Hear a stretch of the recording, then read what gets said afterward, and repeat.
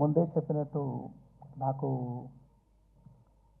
ఒకడు పోకిరి అలాంటి పిక్చర్స్ అంటే నాకు చాలా ఇష్టం. మంచి ఎంటర్టైన్మెంట్గా ఉంటుంది. ఒకరోజు నేను కూడా అలాగే ఒక పిక్చర్ చేయాలని ఆలోచించున్నాను. అలాంటి పిక్చర్ ఇది. దీంట్లో నా దగ్గర ఏమేమి ఎదురు చూస్తారో అన్ని ఎలిమెంట్స్, క్రియేటివ్ థింగ్స్ అవన్నీ యాడ్ చేసి ఉంటే ఎలా ఉంటుందో అలా ఉంటుంది పిక్చరు. అది ఒక గవర్నమెంట్ ఆఫీసర్కి ఒక పాలిటీషియన్కు మధ్యలో జరిగేది వార్, అదే ఈ పిక్చరు. దీంట్లో హీరో క్యారెక్టర్కి ఒక బ్యాక్ స్టోరీ ఉంటుంది. అది ఎలాగా అలా సీమ్లెస్లీ వచ్చి ఒక పెద్ద ఇంపాక్ట్ ఇస్తుంది పిక్చర్లో.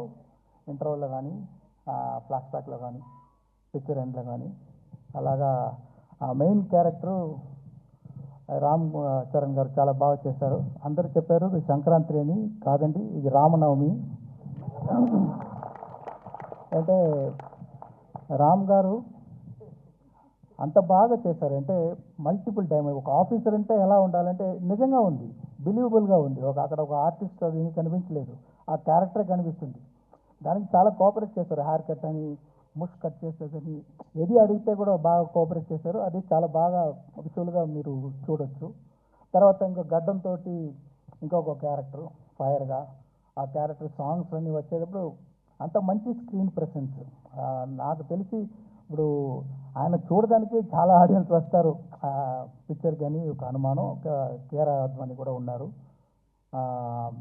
అది ఇంకొక క్యారెక్టర్ పంచగట్టుతో ఒక క్యారెక్టర్, అది చాలా బాగా. అది ఒక ఎలా చెప్పాలి, ఒక సోల్ ఆఫ్ ద మూవీ అలాంటి క్యారెక్టర్ అది.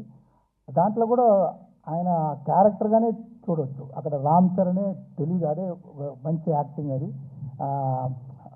He will stay in everybody's heart after seeing the movie. That's what I believe.